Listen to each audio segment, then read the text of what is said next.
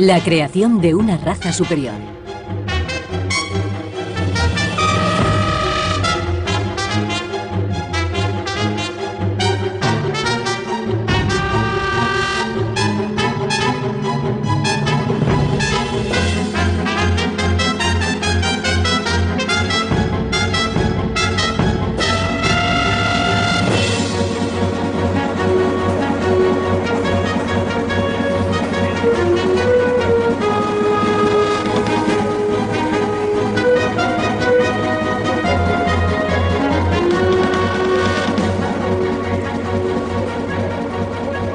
Plaza de la Revolución es el nombre de esta estación de tren del centro de Moscú. Su nombre conmemora la Revolución Rusa de 1917.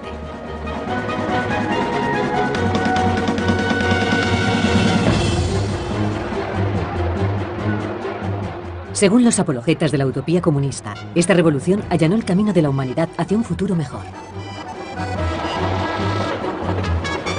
Por supuesto, los habitantes de ese nuevo mundo serían personas nuevas y perfectas. Los hombres del antiguo orden se volvían, por tanto, inapropiados.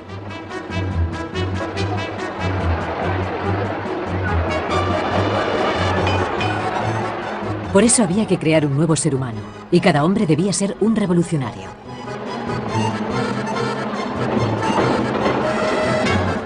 Esta convicción dividió a muchos científicos. El entusiasmo de entonces les incitó a realizar experimentos singulares.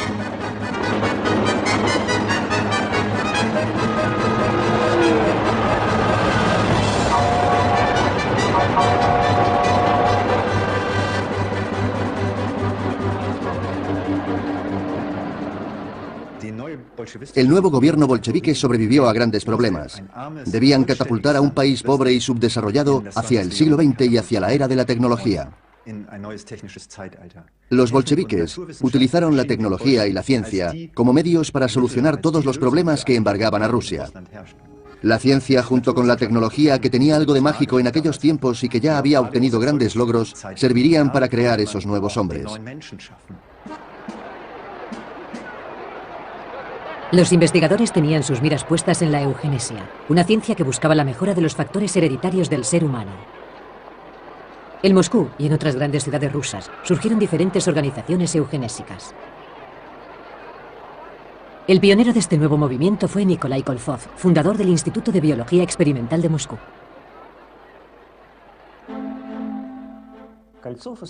Kolzov consideraba la eugenesia como una de las tareas pendientes en la evolución de nuestra especie.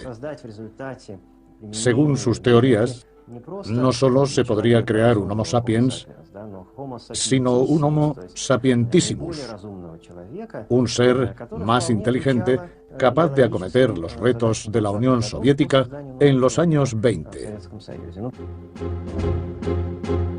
Los soviéticos necesitaban una técnica eugenésica apropiada para descubrir y desarrollar las mejores características hereditarias de los humanos comunes.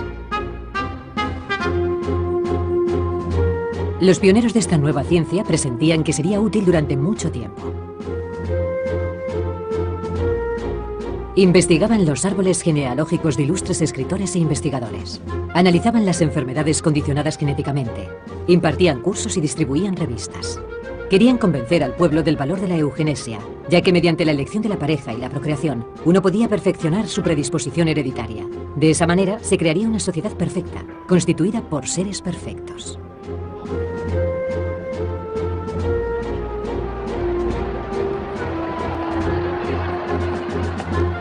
Una sociedad perfecta con hombres perfectos. Para culminar este plan, se ensayaron numerosos métodos en los años 20. En la teoría de Alexander Bogdanov, revolucionario, médico y filósofo ruso, encontramos el camino más rápido y natural hacia una nueva sociedad, el intercambio recíproco de sangre.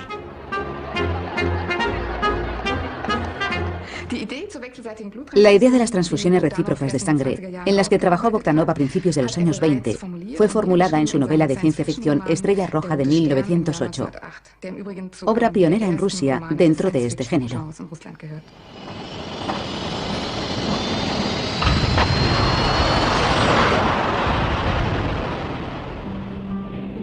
La novela futurista habla de un revolucionario ruso que viaja a Marte, donde ha triunfado el comunismo. Los científicos de aquel planeta han constatado que mediante transfusiones de sangre los cuerpos se regeneran. Los habitantes de Marte se sienten conectados unos con otros a través de la confraternidad de la sangre y han alcanzado la inmortalidad. Bogdanov puso en práctica su primer experimento en los años 20. No lo hizo en el ámbito público, sino entre amigos, en un contexto privado. Incluso llegó a intercambiar sangre con su esposa. Los encuentros de los primeros partidarios de las transfusiones de sangre levantaron las sospechas de la policía secreta. Bogdanov y sus seguidores fueron arrestados. Se demostró que no planeaban ningún asalto al gobierno bolchevique, así que fueron liberados. Y Bogdanov continuó con sus proyectos.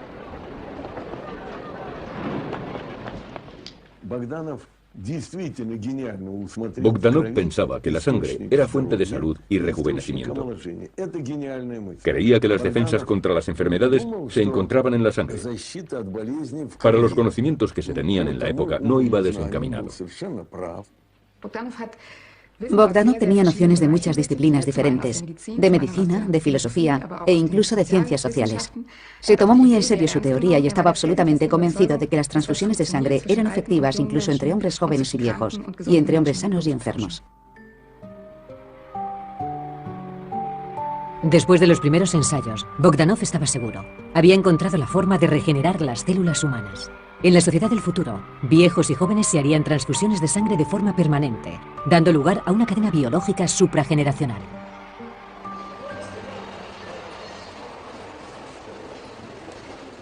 El Museo Darwin de Moscú, uno de los más grandes de Europa, fue inaugurado en 1907 y ganó una gran popularidad en los años 20. La afluencia de visitantes era constante. No es de extrañar, pues la teoría de la evolución de Darwin encaja con la visión marxista del mundo. Pero en dicha teoría falta el eslabón entre los simios y los hombres. La búsqueda del eslabón perdido se convertiría en uno de los objetivos más importantes de la ciencia socialista.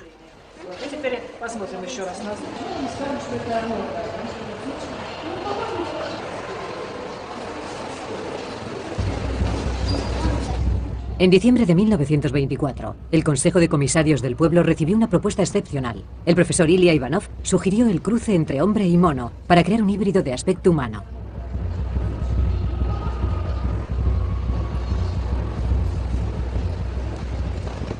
El conocido zoólogo ya había desarrollado un eficiente sistema de inseminación artificial con animales domésticos, especialmente con caballos. Aplicando su método logró obtener crías de especie híbrida, por ejemplo el cebroide, mitad cebra, mitad caballo.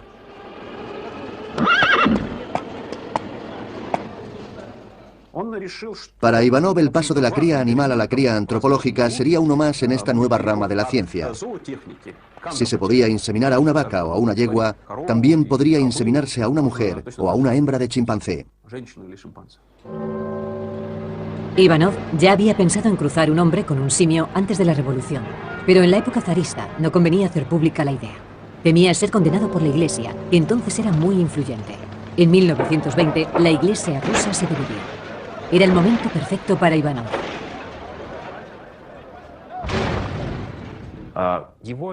Para llevar adelante su proyecto, buscó el apoyo de los bolcheviques, pues aquel era inviable en la Rusia zarista. No obstante, ponerlo en práctica resultaba complicado. La financiación no era suficiente, pero el ambicioso Ivanov nunca abandonó y logró despertar el interés de ciertos altos cargos, hablándoles del híbrido del futuro. No se sabe qué argumentos científicos o ideológicos fueron decisivos a la hora de adjudicarle la concesión. En todo caso, el estamento militar estaba muy interesado en los híbridos para probar en ellos nuevas sustancias tóxicas. Aún así, su misión fue muy discutida, ya que se consideraba difícil y peligrosa.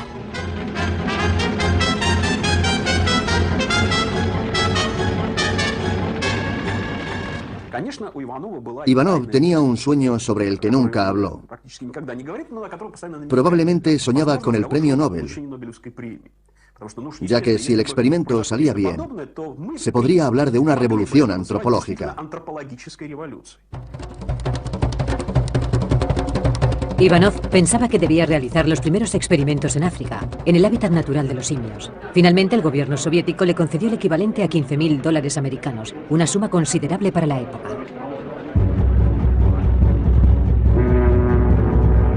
Así pudo viajar a África. El Nobel estaba más cerca.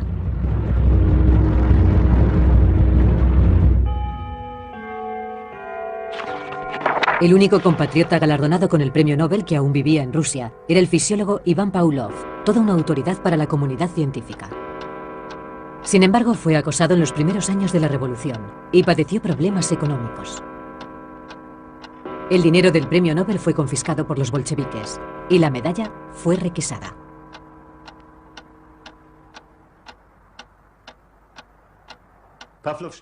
Pavlov era muy crítico con los dirigentes bolcheviques. No era claro partidario de la revolución. Él representaba el orden y la disciplina. Y en Rusia reinaban el caos y el hambre después del levantamiento. Pavlov ni siquiera tenía leña para su laboratorio. Según él, ese hecho simbolizaba la barbarie que se estaba imponiendo en Rusia y amenazó con abandonar el país. En principio era una amenaza retórica, pero los soviéticos reaccionaron. Querían utilizar su prestigio y para ello debían lograr que permaneciera en Rusia, e hicieron cuanto pudieron para lograrlo. Lenin estableció una comisión especial encargada de publicar sus trabajos y de equipar sus laboratorios. Se lo concedieron todo. Querían dar a entender que un premio Nobel podía trabajar en Rusia. No obstante, eso no hizo que Pavlov se reconciliara con el régimen. En abril de 1924, mientras impartía un curso en San Petersburgo, criticó los métodos de Lenin, acusándole de mantenerse mediante el terror y la violencia. Pavlov pensaba que al someter a la gente al miedo y a la miseria, estaría germinando en su carácter la sumisión como acto reflejo. Esta era una declaración de peso. La teoría científica de Pavlov gozó del reconocimiento internacional. Pavlov se hizo famoso gracias al conocido reflejo condicionado sobre el que había investigado. Este es el condicionamiento. Por ejemplo, escuchamos la llamada al almuerzo y enseguida salivamos. Pavlov lo investigó con perros, corroborando que producían saliva. Estudió las condiciones en las que se producían determinados reflejos y cómo se podían anular.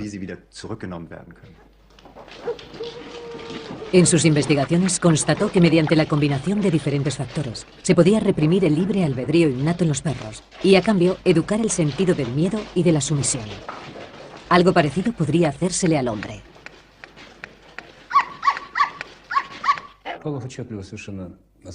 Pavlov era consciente de que sus estudios estaban abriendo la investigación de la psique.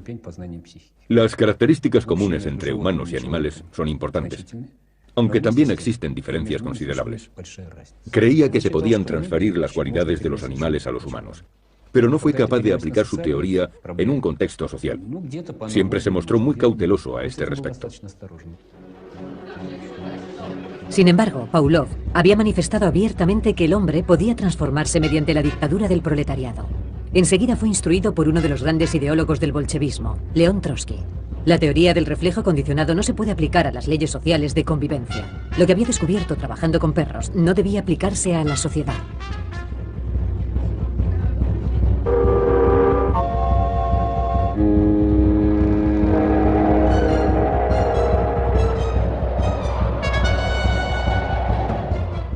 En enero de 1924, el Imperio Soviético está consternado. El fundador del Estado, Vladimir Ilich Lenin, ha muerto. La disputa sobre la creación de un nuevo ser humano quedaba en un segundo plano. A decir verdad, ya existía ese nuevo hombre en la Unión Soviética. Era Vladimir Ilich Lenin. Ahora viene la pregunta. Habíamos perdido a Lenin, pero ¿y el resto del partido? Echemos un vistazo a la élite política de entonces, los bolcheviques, que encabezaron la Revolución de Octubre. Todos presentan signos de envejecimiento prematuro.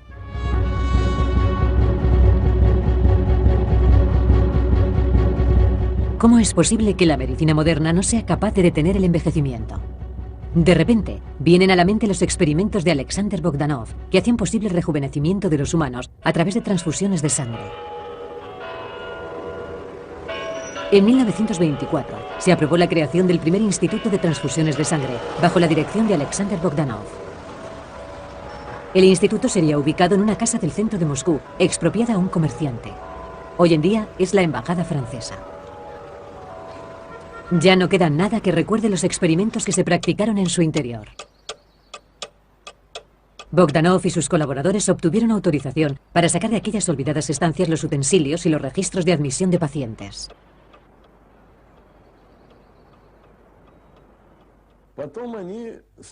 Empezaron por designar y clasificar los grupos sanguíneos, para lo cual tenían que desarrollarse primero las técnicas y metodología de las transfusiones.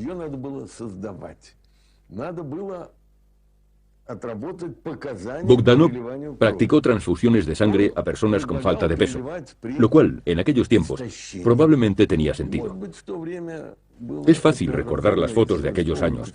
Los hombres eran muy delgados. Casi todos tenían tuberculosis u otras enfermedades, porque estaban desnutridos. Su objetivo principal era practicar transfusiones de sangre entre miembros de distintas generaciones. Un intercambio de este tipo, pensaba Bogdanov, proporcionaría nueva energía y haría sentirse más joven a un veterano de la revolución. Los jóvenes, en cambio, mejorarían su resistencia, debido a que habían obtenido la inmunidad de los longevos. Había creado listas en las que se distinguía a las personas por su profesión y por su edad, fundamentalmente. La verdad es que la mayoría de los donantes eran ancianos que aspiraban a rejuvenecer. Conseguir donantes jóvenes no era sencillo. Corrían incluso rumores de que el instituto quería robarles la sangre a los jóvenes para resucitar a Lenin. A Bogdanov no le preocupaban dichos rumores y seguía trabajando en el desarrollo de su método de transfusiones. El experimento más peligroso lo practicaría consigo mismo, convencido de que el rejuvenecimiento era posible.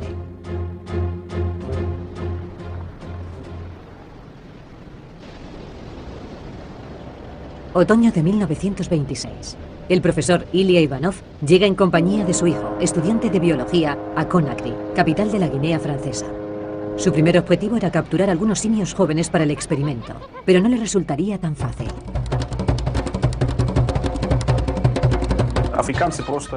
Los nativos acorralaban a un grupo de monos en una palmera, hacían una hoguera al pie y tendían una red. Cuando un mono caía atolondrado por el humo, cerraban la red y lo prendían. El caso es que no conseguían atrapar un chimpancé macho, pues estos son muy fuertes y lograban escapar. Tras muchas búsquedas infructuosas, consiguieron capturar un solo macho y 2 hembras. Ahora venía el segundo paso, la inseminación de una mujer indígena con el semen de un chimpancé macho.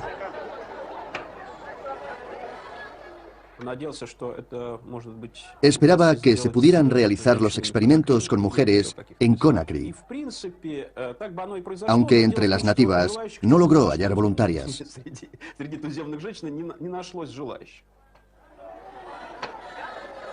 Aquello fue una contrariedad para la investigación de Ivanov.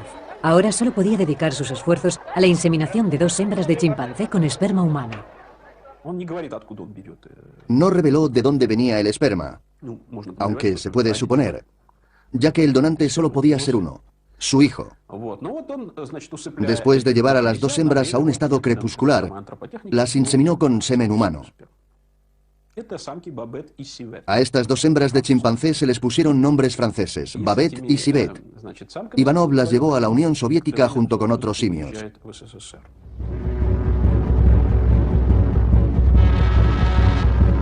En el largo camino de vuelta a Rusia, murieron la mayor parte de los simios por viajar en condiciones deficientes y por las infecciones.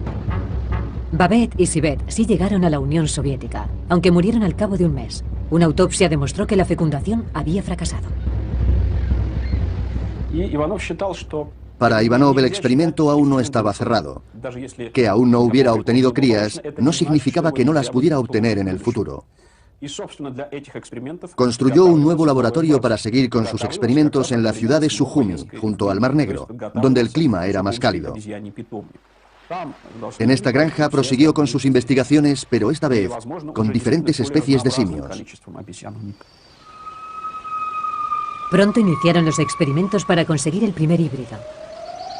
Ahora estaban convencidos de que el único lugar donde podían tener éxito era en el gran laboratorio llamado Unión Soviética.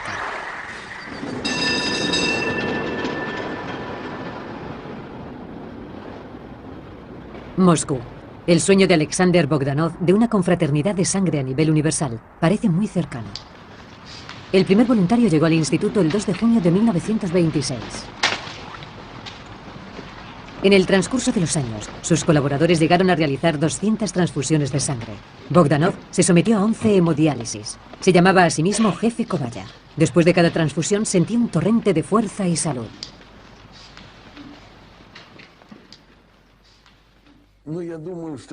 En mi opinión, esa sensación esconde un engaño. Una de las razones por las que Bogdanov podía sentirse mejor era que se le había extraído sangre que contenía una sustancia tóxica, para luego inyectarle sangre fresca que no contenía tal tóxica. Por eso se sentía joven y activo. Es algo comprensible.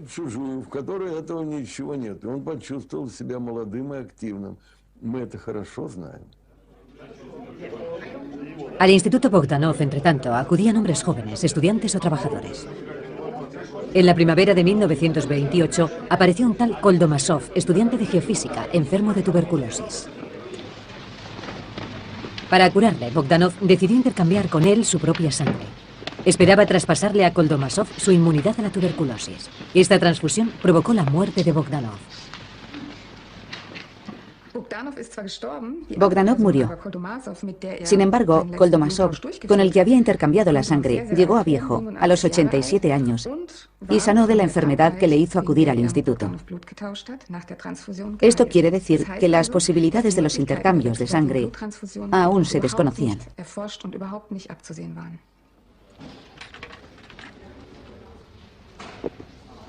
La muerte de Bogdanov, a causa del por entonces desconocido factor Rhesus, se atribuyó a una contrariedad. Dicho factor no se descubriría hasta 1940. Tras la muerte de Bogdanov, el instituto adoptaría su nombre, si bien se suspendieron las transfusiones de sangre. Años más tarde, las ideas de Bogdanov sobre la fraternidad de sangre y la regeneración de la humanidad fueron declaradas antisoviéticas.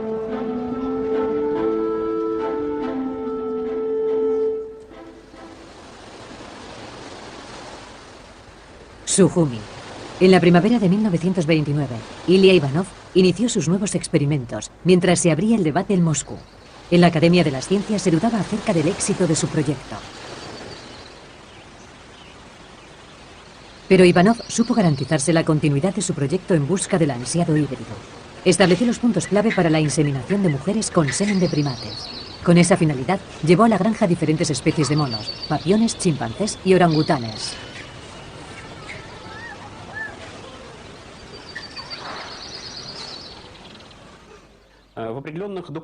La base del proyecto era la siguiente.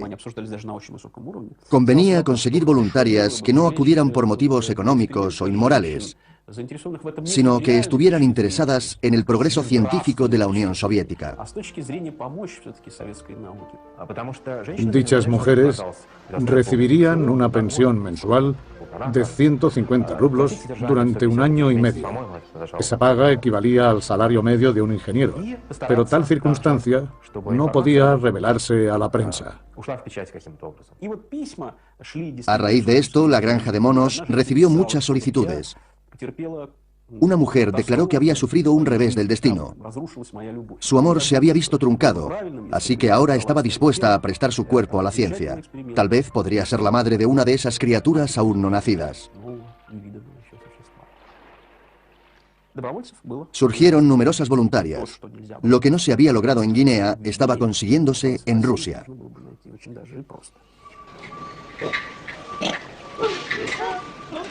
Parecía que todo estaba listo para el experimento. Tenían los primates y habían seleccionado a las mujeres, a quienes llamaban colaboradoras de una misión especial. Pero surgió una contrariedad. Las condiciones climáticas en Sujumi eran muy duras para los monos y muchos murieron de hipotermia. Los 2 primates más importantes fueron requisados y llevados a Moscú.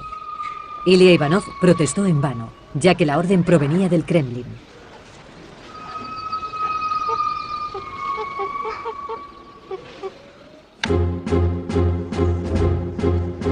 Habían sido reclamados para practicar unas intervenciones quirúrgicas.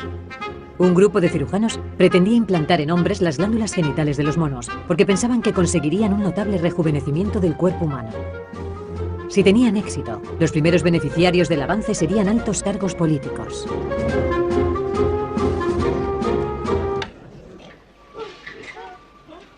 Ilya Ivanov solo conservó un ejemplar macho, un orangután llamado Tarzán, que también moriría al poco tiempo. A Tarzán le gustaban los huevos de gallina y consumía unos 30 o 40 al día. Murió de arterioesclerosis a la edad de 30 años aproximadamente. Ivanov tenía que esperar a que le trajeran más simios. A día de hoy no se sabe si Ivanov siguió haciendo experimentos. Existen dos conjeturas. La primera es que Ivanov se marchó a Moscú, ya que no llegaron más primates. La otra versión es que consiguió inseminar artificialmente a una mujer, pero no se produjo fecundación. Ivanov ignoraba por entonces que era imposible engendrar un híbrido de hombre y mono. Es algo que la ciencia constataría más tarde. A finales de los años 20, cambiaría la estructura política del Kremlin. Los defensores de Ivanov fueron despedidos y criticados, y no solo por los fallidos experimentos con monos. La inseminación artificial de animales domésticos también quedaría en entredicho. Ivanov fue declarado enemigo del pueblo e investigado por el servicio secreto. Ilya Ivanov fue arrestado, acusado de fomentar la instauración del capitalismo en la Unión Soviética.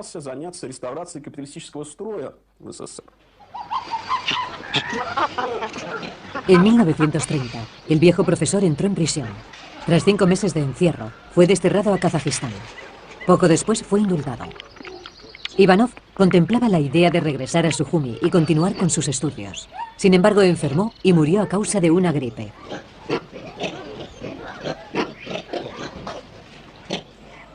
En la granja de Sujumi continuaron haciéndose investigaciones, pero nunca con el fin de crear un hombre mono.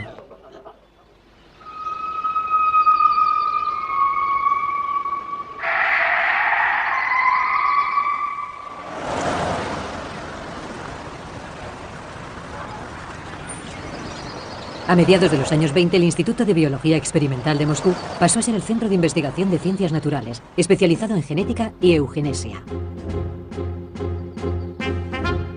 En él se realizarían experimentos muy singulares. Por ejemplo, los científicos lograron cambiar de sexo a un gusano de seda, o trasplantar el corazón a una salamandra. El director del instituto, Nikolai Kolzov, prohibió los experimentos con humanos. Pensaba que los intentos por crear un hombre nuevo eran prematuros. Algunos estudiantes estaban dispuestos a intentarlo, como Alexander Serebrovsky, conocido por sus investigaciones en el campo de la genética con aves de corral. Era además defensor del método de inseminación artificial de Ivanov.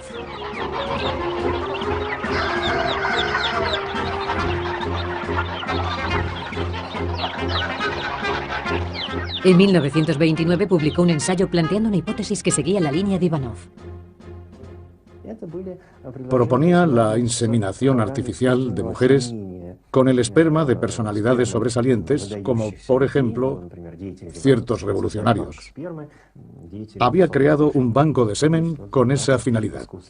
Se trataba de que esas mujeres tuvieran una descendencia de condición superior. Con su método, nacerían cientos de niños con cualidades excepcionales. Esto llevaría con toda garantía al progreso de la especie en las próximas generaciones. Serebrovsky tuvo 13 hijos. Aplicaba su método en la vida privada. Se valía de sí mismo para crear personas con cualidades maravillosas, pues era un hombre culto, sano y bien formado. Serebrovsky no tenía reparos morales. Se aseguraba de que las mujeres que dieran a luz a sus hijos pensaran igual que él. Ciudades y pueblos competían por criar a esos niños, pues contribuirían a la evolución de la especie y de su propio país. A mediados de la década de los 20, los postulados de Serebrovsky gozaban de cierto reconocimiento. Pero en 1929 surgió una oleada de críticas. La eugenesia pasó a considerarse una ciencia reaccionaria. Las pretensiones raciales del fascismo en Alemania desacreditaron sus investigaciones.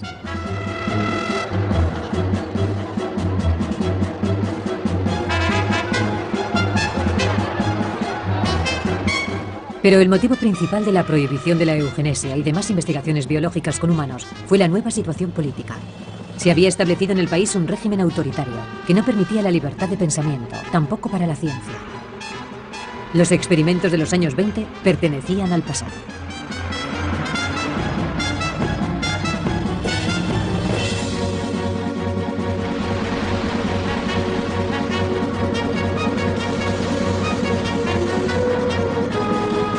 A finales de los años 20, se produjeron cambios importantes en la Unión Soviética. Stalin, con todo el poder en sus manos, ansiaba otros experimentos. Se produjo lo que se llamó el Gran Cambio. Era un proyecto de modernización del país que finalmente fue cancelado por su alto coste y que arruinó a millones de hombres, sobre todo a los campesinos.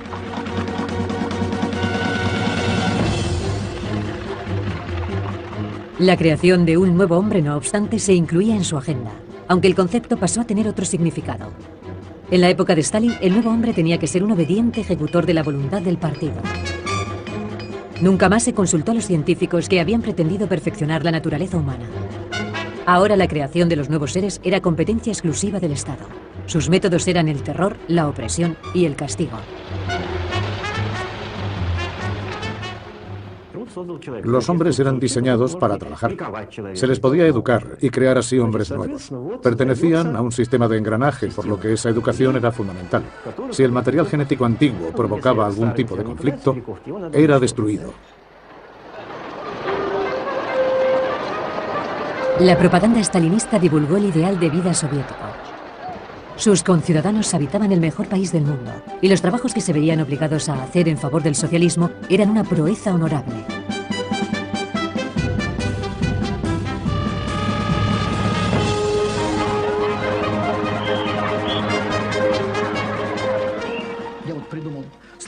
Yo lo llamaría la tierra del júbilo. Hombres paseando alegres por los jardines del Estado, sonrientes. Iban mal vestidos y estaban desnutridos. ¿Por qué sonreían entonces? Sonreían porque no hacerlo era una declaración política. El Estado se había adueñado hasta de las expresiones de sus rostros.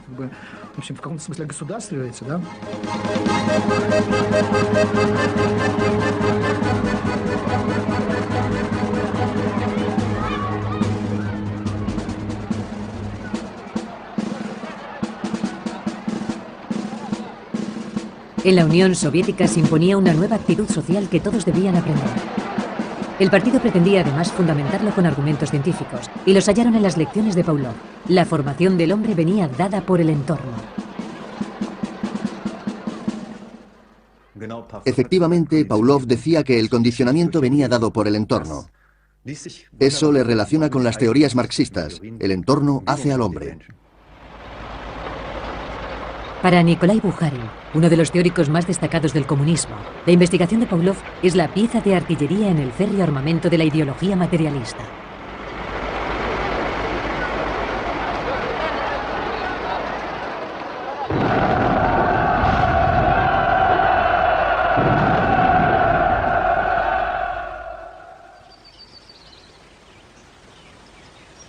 En aquellos años, Pavlov vivía en un pueblo llamado Kolstuki, en Leningrado. Allí se le otorgó un laboratorio para que siguiera trabajando. Pero en el aislamiento, Pavlov prosiguió en efecto con su trabajo, pero nunca se mostró servil. Escribió: "Vivimos bajo el dominio de un sistema brutal. La violencia del Estado lo es todo. La personalidad del individuo, nada. Vida, libertad, dignidad, todo está sometido al poder del Estado. A los ciudadanos solo les queda obedecer incondicionalmente". Incluso después de hacer una declaración tan incisiva, siendo además uno de los miembros más antiguos de la Academia Rusa, el partido le excusaba, pues lo necesitaba como emblema de la ciencia soviética. Muchas personalidades extranjeras de renombre acudían a visitar a Pavlov. Aquí recibió al autor británico de ciencia ficción H.G. Wells. También recibió la visita del conocido genetista estadounidense y futuro premio Nobel Hermann Müller. En 1933, este se trasladaría a la Unión Soviética, donde se adscribió a la Academia de las Ciencias y dirigió un laboratorio en el Instituto de Genética de Leningrado.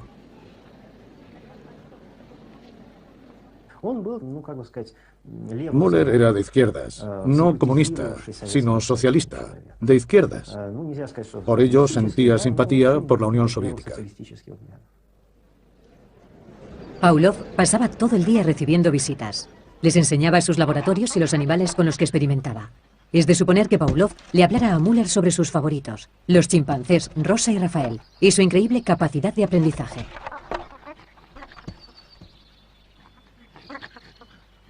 También es de suponer que Müller quisiera conocer la opinión de Pavlov acerca de la eugenesia, ya que en ese momento a él le entusiasmaba. En ese sentido, Müller consideraba que la Unión Soviética era el lugar ideal para sus proyectos sobre eugenesia. Su concepto era similar al de Serebrovsky: inseminación artificial, bancos de semen, etc.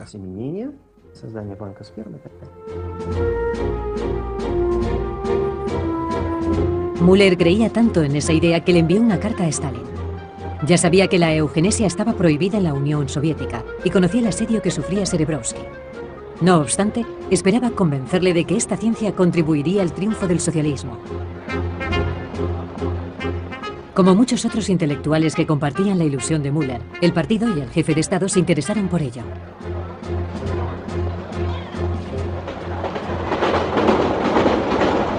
En agosto de 1935, más de 900 científicos de todo el mundo acudieron al Congreso de Fisiología de la Unión Soviética, celebrado en Moscú y Leningrado por iniciativa de Pavlov y con la aprobación de Stalin.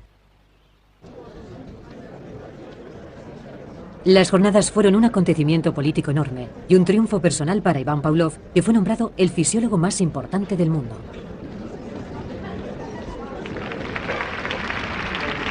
Pavlov clausuró las jornadas con un emotivo discurso. Mi vida entera se compone de experimentos. Nuestro gobierno también experimenta, solo que a más alto nivel. Luego propuso un brindis por los mejores investigadores socialistas. Su actitud resultó confusa. Si antes criticaba sin piedad al poder soviético, ahora parecía dedicarle elogios de una forma sutil. Debemos tener una cosa en cuenta. Como ciudadano y patriota ruso, a Pavlov le indignaba que el país estuviese tan atrasado en aspectos como la ciencia, la industria o la tecnología militar. Él era un patriota y de repente observó que bajo el mandato de Stalin, Rusia estaba cambiando. El ejército se fortaleció, Rusia era más poderosa, volvieron el orden y la disciplina y se destinaba más dinero a la investigación científica. Por eso Pavlov parecía mostrarse agradecido, reconocía al nuevo régimen y se declaraba a favor del nuevo gobierno. Pavlov celebraba la actitud del gobierno de Stalin con respecto a la ciencia. Se destinaba mucho dinero a fines científicos, obviamente más que antes de la revolución. Eso fue lo que unió a Pavlov con el régimen. No obstante, la actitud del partido hacia el individuo seguía siendo inaceptable. Pavlov seguía afirmando que el terror y la violencia no generaban más que miedo, docilidad y sumisión, y ese era exactamente el objetivo del gobierno. El discurso sobre la creación de una sociedad perfecta no era del agrado de aquellos que creían en el socialismo. Hermann Müller, por otra parte, creía firmemente en la victoria final del bolchevismo, y así lo constató en la carta que envió a Stalin.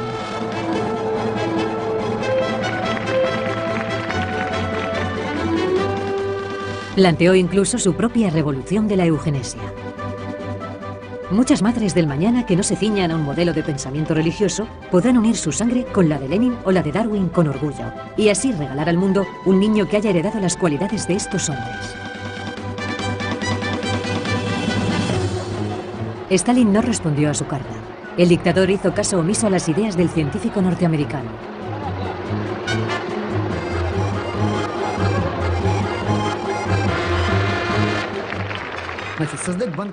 Había que crear un banco de semen. Pero, ¿de quién sería el esperma? Seguramente, el semen provendría de los stalinistas. Pero, ¿cómo se podía saber hasta qué punto una persona era partidaria de Stalin? ¿Saben cómo se inició el año escolar 1937-38? Los niños recibieron sus libros de texto y con tinta negra debían marcar aquellas fotos de los que no eran del agrado de Stalin, para evitar, quizá, que se almacenara esperma de un enemigo del Estado. ¿Cómo se podía crear un banco de semen si se pretendía reformar el país en 2 o 3 meses?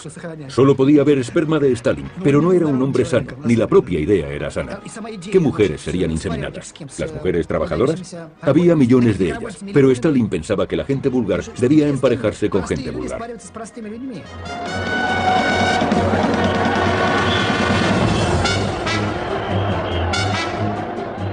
Agobiado por la represión, Müller abandonó la Unión Soviética en 1936. En años sucesivos, la mayor parte de los científicos soviéticos fueron víctimas del Gran Terror. El país, cuyo objetivo era crear un hombre nuevo, estaba aniquilando a los viejos. En febrero de 1936, Pavlov murió de pulmonía, rodeado por su familia y sus fieles alumnos. Fue enterrado con honores, como un héroe nacional. Su ataúd fue seguido por una comitiva de altos mandos militares y prestigiosos científicos. En la esquela se leía: su teoría se ha convertido en bandera de la ciencia soviética.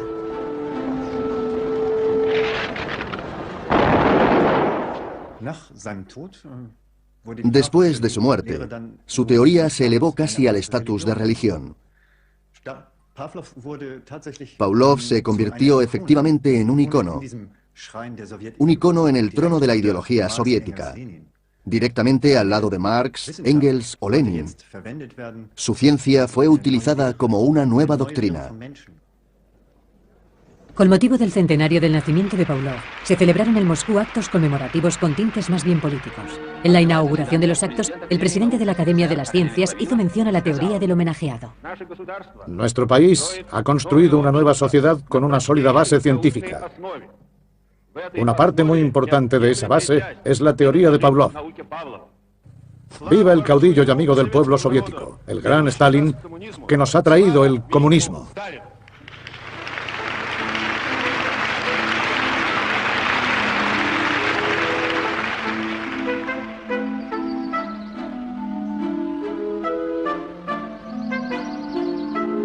Por todo el país se erigieron esculturas en honor a Iván Pavlov, casi siempre acompañado por la figura, claro, de un perro. Si a principios de los años 20 los bolcheviques habían prohibido a Pavlov que practicara sus experimentos con seres humanos, en los años 30 la cuestión sería diferente. La teoría de Pavlov sirvió de base científica para el gran experimento en busca de un nuevo hombre en el laboratorio Unión Soviética. Sin embargo, Pavlov no tenía ninguna responsabilidad al respecto.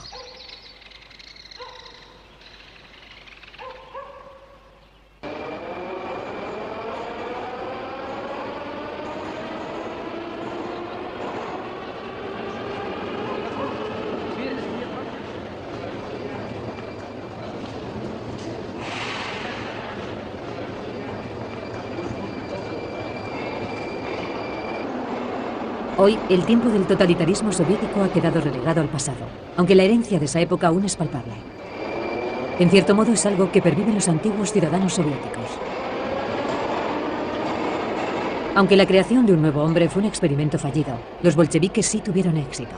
Quienes nacieron y vivieron en el sistema socialista de la Unión Soviética lo sentían. El régimen soviético provocó en millones de personas un reflejo condicionado que aún tiene efectos en su personalidad. El resultado fue un ser que algunos denominaron Homo Soviéticus. Cabe esperar que las futuras generaciones estén exentas de algunas de las particularidades que los definieron.